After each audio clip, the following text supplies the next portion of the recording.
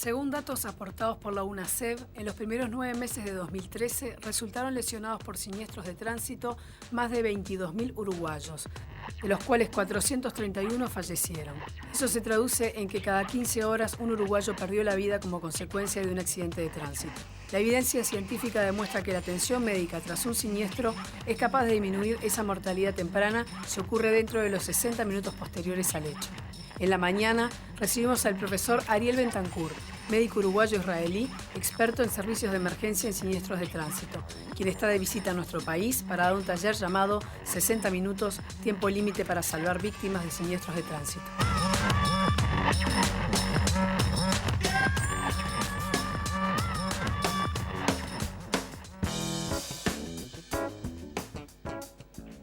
Entonces ya le damos la bienvenida al doctor y profesor Ariel Bentancur. ¿Qué tal? ¿Cómo está? Buenos días. ¿Todo bien? Muy bien. Bienvenido. ¿Por qué son cruciales esos 60 minutos luego de haber ocurrido un accidente para salvar una vida? Digamos, ¿en qué se diferencian esos 60 minutos de los, 30 que vienen luego o 60? Esa es una de las características de la medicina de emergencia. Ajá. La medicina de emergencia, uno de los ejes en el tratamiento, no es solamente la calidad del tratamiento, sino también es el momento en el que ese tratamiento adecuado es ejecutado. Y no es y si la correcta actividad, la correcta intervención es realizada tardíamente, entonces el efecto que va a tener en el paciente no va a ser óptimo. Bien, estamos hablando igual de una asistencia, digamos, desde muchos puntos de vista, me imagino, porque, o sea, no soy médica, ¿no? Pero más o menos todo el mundo sabe que si un corazón se para, el tiempo que se puede reanimar no es de una hora. Entonces estamos hablando de varias cosas a la vez, me imagino. Exactamente. En el caso específico del trauma físico, el gran problema es el sangrado que está ocurriendo dentro del cuerpo del ser humano, o exteriormente. Lo que sí los que fueron testigos del acontecimiento, si ven que hay un determinado sangrado, pueden contribuir, es presionando el lugar donde está el sangrado externo. Para detenerlo. Pero aún equipos que están preparados profesionalmente, que llegan a la escena, si no hay un sangrado externo y un sangrado interno, lo más importante, la intervención más importante que pueden realizar es, después de estabilizar rápidamente el herido, es evacuarlo a un centro médico en el cual está esperando un especialista en medicina de emergencia y un cirujano de trauma, y si el paciente tiene un sangrado activo, llevarlo al quirófano y detener el sangrado. Bien, ese sangrado interno del que estamos hablando, que es lo que podría ser lo más peligroso, no es una cosa que se pueda atender en el lugar. Exactamente. No. Exactamente, eso exige una intervención quirúrgica, la cual hay que abrir o el tórax o el abdomen y clempear, cerrar el vaso sanguíneo que está sangrando. O sea que lo que se puede hacer en esos 60 minutos, digamos, ahora estaría bueno que usted lo desarrollara, pero es básicamente actuar muy rápido. Primeramente hay que activar el sistema de emergencia. Ajá. Y eso es la responsabilidad de la población y nuestra, la sociedad y también los poderes del gobierno, en educar la población en qué hacer, en cómo actuar y cómo activar ese sistema. Claro, pasa mucho que la gente queda sobre todo paralizada, ¿no? Bueno, exactamente, eso es natural. O llama a una ambulancia. Eso es natural y universal. Ahí universal. termina la intervención. Exacto, eso es natural y universal. Y lo que hay que hacer es activar el 911.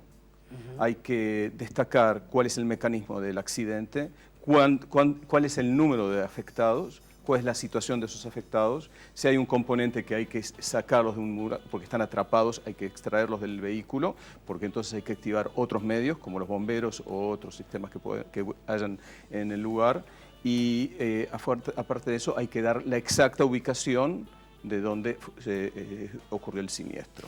A raíz de lo que usted me dice, yo pienso, claro, hay un tema de capacitación de médicos que ahora vamos a hablar, pero me doy cuenta de que quizás la primer gran carencia está en eso, en la población.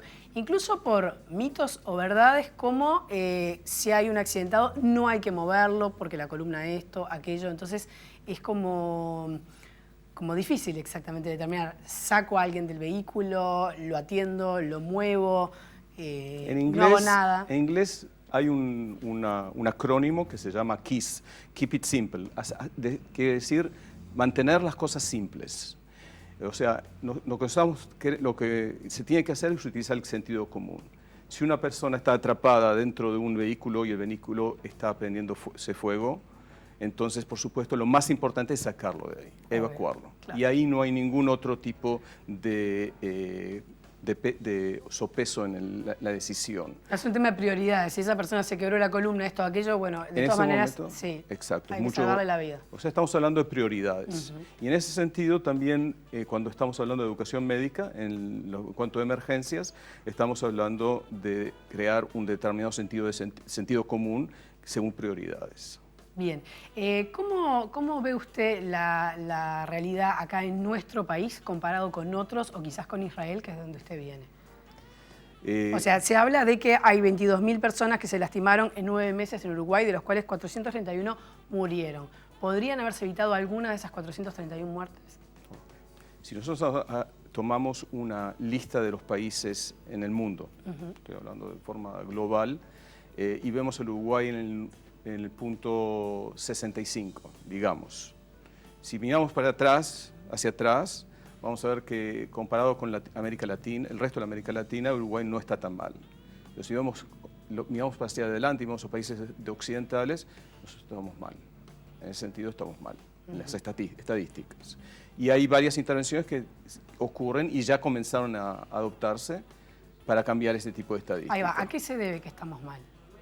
O sea, tomando en cuenta que la preparación médica, la preparación ciudadana, lo que tiene que ver con lo tecnológico, incluso me imagino hasta lo que tiene que ver con el tránsito, ¿no? Que es un tema. Yo creo que es todo.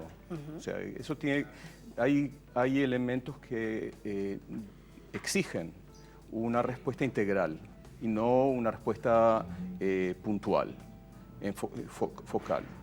Y la respuesta integral tiene que estar coordinada por un determinado ente. Yo entiendo que acá en la Presidencia de la República decidieron crear un ente y ese ente tiene que coordinar diferentes esfuerzos. Uno de los esfuerzos es el esfuerzo de prevención, que el esfuerzo preventivo es un esfuerzo que tiene un gran impacto en prevenir el accidente en sí mismo.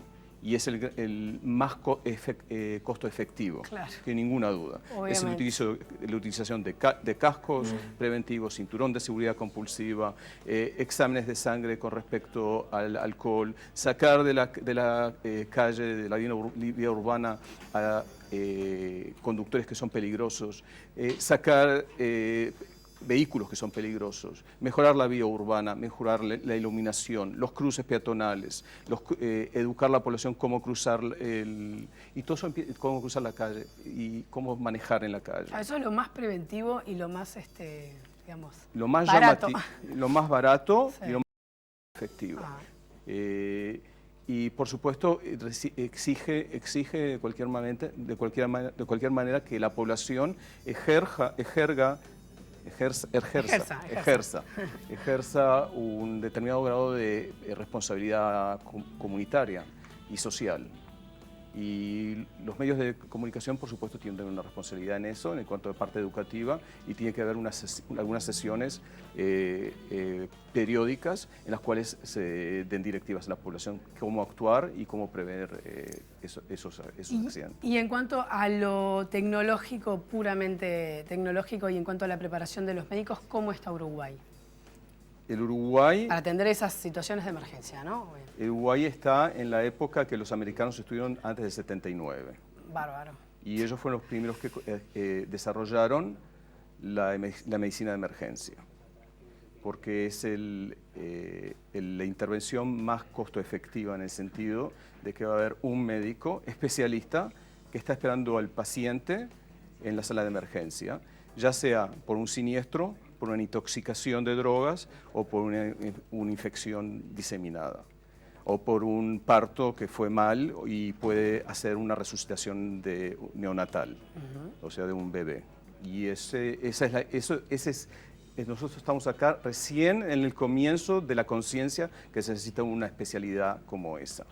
Estamos hablando de que estamos más de 30 años atrás. Es como si fuéramos tuviéramos un problema en los ojos y fuéramos a un gastroenterólogo, o si tuviéramos un problema en el ovario y fuéramos un cardiólogo en estos momentos. Tenemos un médico general en las salas de emergencia que tiene mucha experiencia, tiene una preparación profesional buena de la Escuela de Medicina, pero no tiene una especialidad. Y una especialidad hoy en el mundo entero, estamos hablando de una especialidad de 5 a 6 años. Y esto tiene que ver quizás con los recursos, ¿no? O sea, ¿por qué en los lugares de asistencia no hay un plantel de médicos preparados para esas situaciones? Por supuesto, pero los recursos hay que distribuirlos ilustradamente. Claro. Y no hay que derrocharlos en intervenciones que son fútiles, sino intervenciones que tienen significado en cuanto al nivel de salud a la población. Y esta es una de las intervenciones más importantes que hay. Bien, el 4 y 5 de noviembre va a estar dando una charla para médicos, ¿verdad? Estoy dando charlas para médicos y para estudiantes de medicina, y para personal de emergencia que no es médico también, en la parte prehospitalaria. La medicina de emergencia no es solamente departamento de emergencia, sino también es todo el personal médico que trabaja para traer al paciente estable a la sala de emergencia. Bien, cabe destacar que es entrada gratuita y para mayor información se puede entrar en la página de UNACEF, en la página de la Beneverí, de la Embajada de Israel y bueno, es cuestión de informarse. Muchas gracias, doctor Alberto, por haber estado aquí. Muchas gracias.